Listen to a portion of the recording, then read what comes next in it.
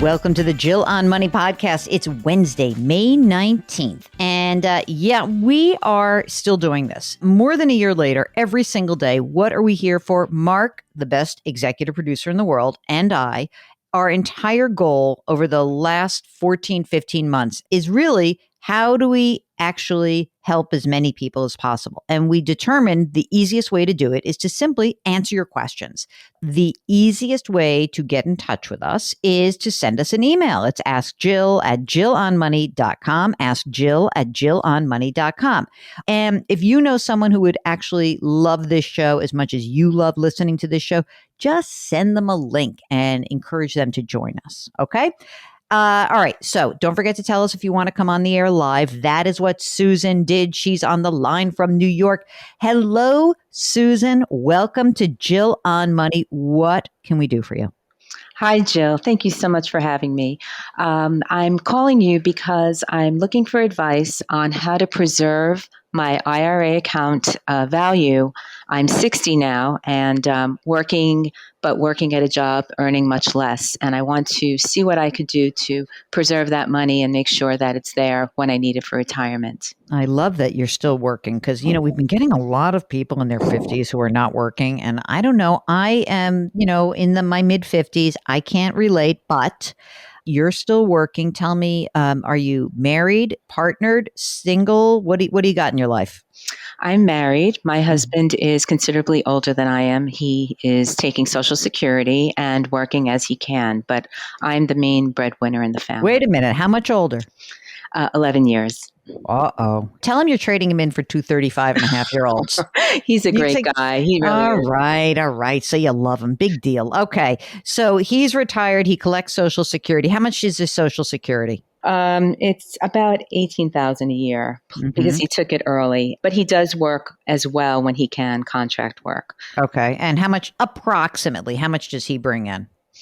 I would say last year was a tough year, as we know. Of course. So it was about $23,000 altogether. Wow. Even during last year, that's pretty good. Mm-hmm. All right. Now you said you're working, you're making less money. How much are you earning? This year, I will earn about $75,000. Last year, it was about $32,500 because of unemployment and getting into the job market late. Sure. I got it. Okay. Now tell us a little bit about your savings between the two of you. So let's do you first. You mentioned you have an IRA. So how much is in your IRA account? The IRA is worth about, right now, about $820,000. Great. Mm-hmm. Fantastic. Okay. Mm-hmm. Does your husband also have an IRA? He does. His is about, I believe, $120,000 right now. Okay. Any money that's not in retirement assets, like just a plain old taxable account? A small regular investment account of about $15,000. Emergency savings. We're just starting to build that back up again. It's about $12,000 right now. Okay, great. Now, when you said, you're making 75 and last year, let's say he made 40-ish, can you guys live on that? Do you believe that you could actually kind of count on that as far as your future needs? What do you think's going on for your retirement needs? Well, I think that it's a squeeze. It's hard to say because we've been living the last couple of years on less. And after tax, there's quite a bit taken out of the $75,000. So I think we might need more than that, more than what we're earning right now. Okay. Yeah. And what's your intention in terms of retirement age-wise? I plan to work till at least 65. Hopefully longer. Mm-hmm. I will be open to other opportunities in terms of employment that may get me back up to the pay scale that I had prior to being laid off. And if you look at the 75 now, are you making retirement contributions or can you not afford to right now? That's a great question. Right now, I haven't been, and the company I'm working for does not currently have a match. So I'm pretty much just working with what I have in that account already. I'd like to start contributing at some point, though. Mm-hmm. Are you pulling money out of your husband's IRA? I'm just trying to figure out the timing here. Was he subject to required minimum distributions, or is he able to wait till 72 because of the Secure Act that passed? Yes, he's able to wait. So he has a little more time. Okay, good. So let's go and do like big picture stuff. House is worth how much? House is probably worth at least 650.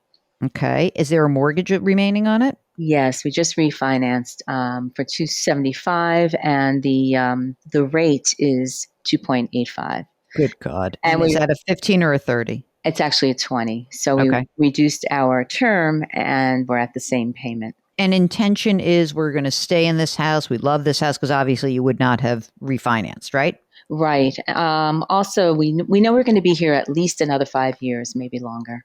All right, that sounds good. And when you say maybe longer, you have an idea of is there something percolating in terms of a game plan in the future in terms of like, are you moving away? Are you like, I'm done with New York. It's too expensive. It's too cold. Are you going to go to Florida? Let's be honest. That's the big No, question. not Florida, but but we are considering that option of moving at some point, but nothing definitive right now.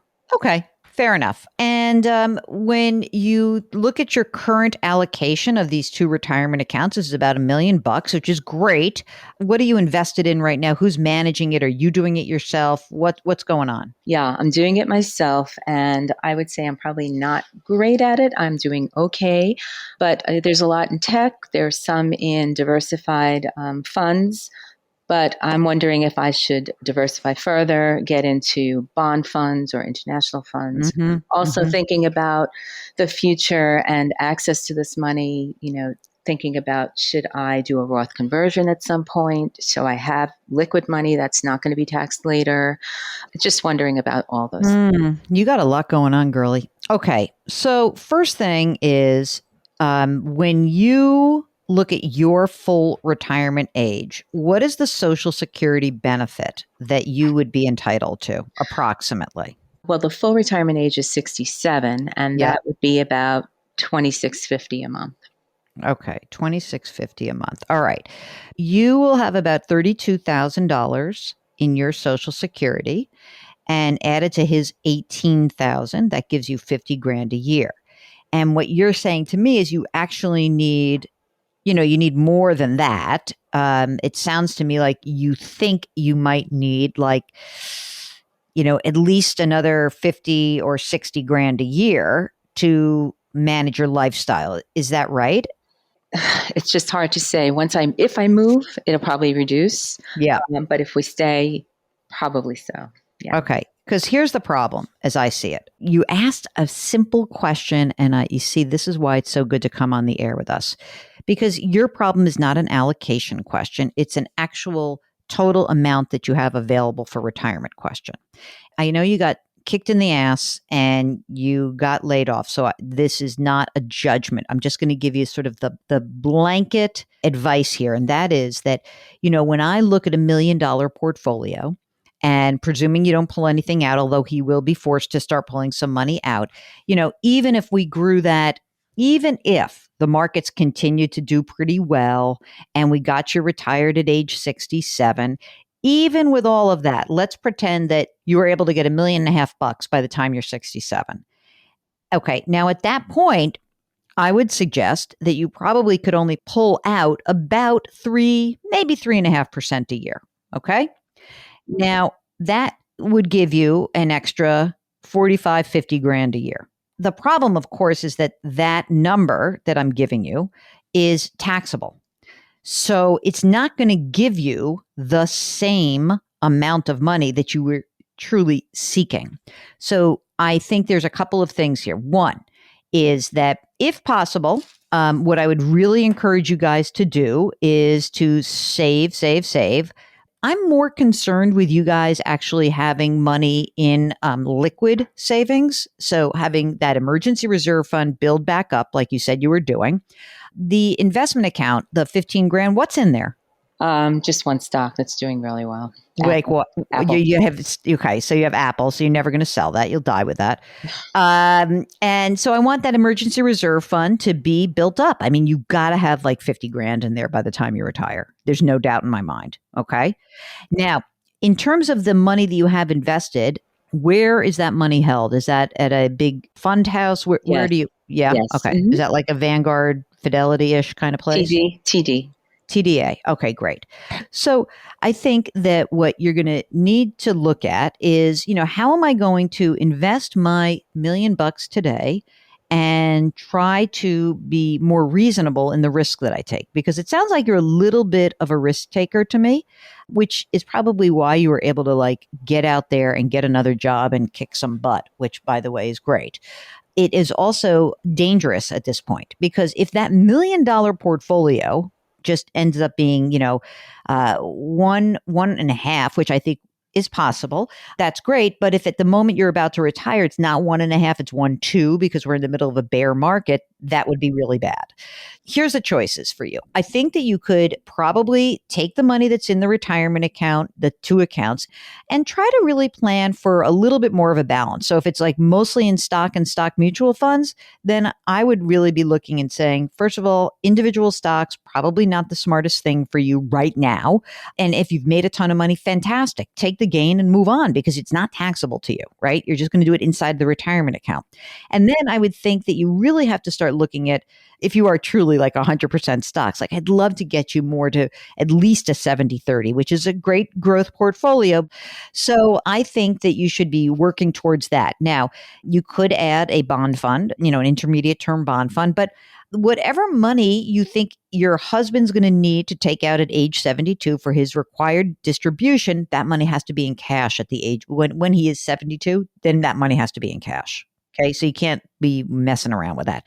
So in some respects, his portfolio should be lower risk than yours. And then I think the real question is, there's a ton of money in this house.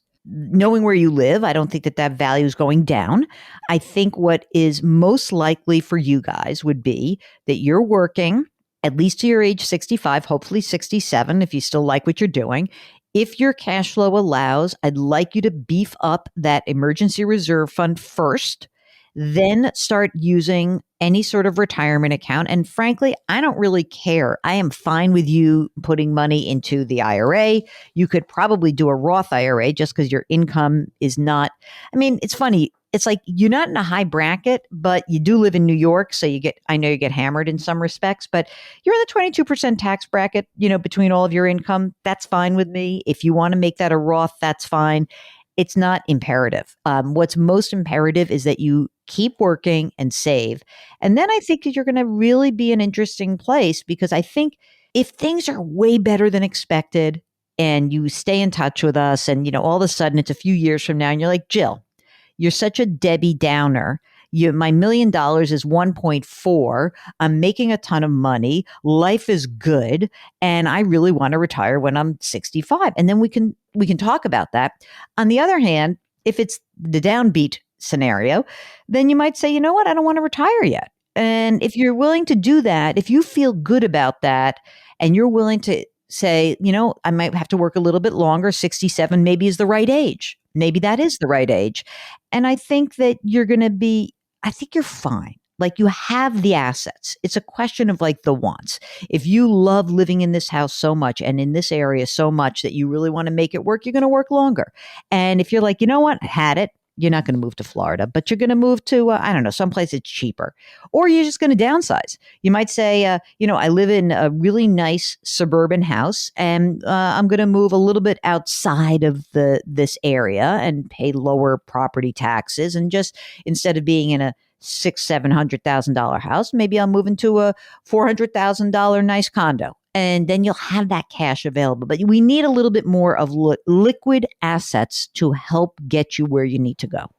That's what I think. Can I ask you one more question? You can ask me two more if you'd like. Oh, thank you. I do have a decent chunk of money in that investment account in cash right now. In other words, it's not invested. Oh, good. What do you suggest I do with that? If you have a lot of cash in there, if there's like a ton of cash, then get it to work and go buy yourself like an intermediate term bond fund. It's like over 100,000.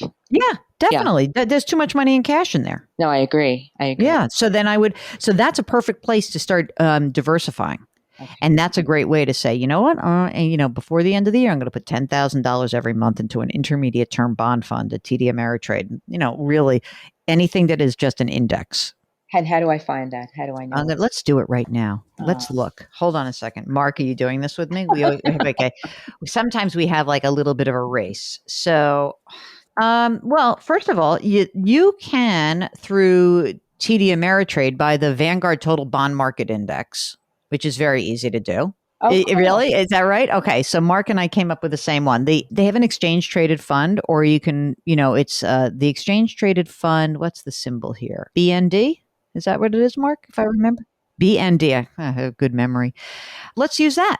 Let's use that. And by the way, the price of that has gone down, which shockingly never happens when I give advice to buy things. So, so what I would say is that's a really easy way it's 4 basis points, 0.04% to own that. And, if you look at just the yield over comparing it with the money market, it is a much better yield. Now, it can go down in value, but you're going to hold it for the long term.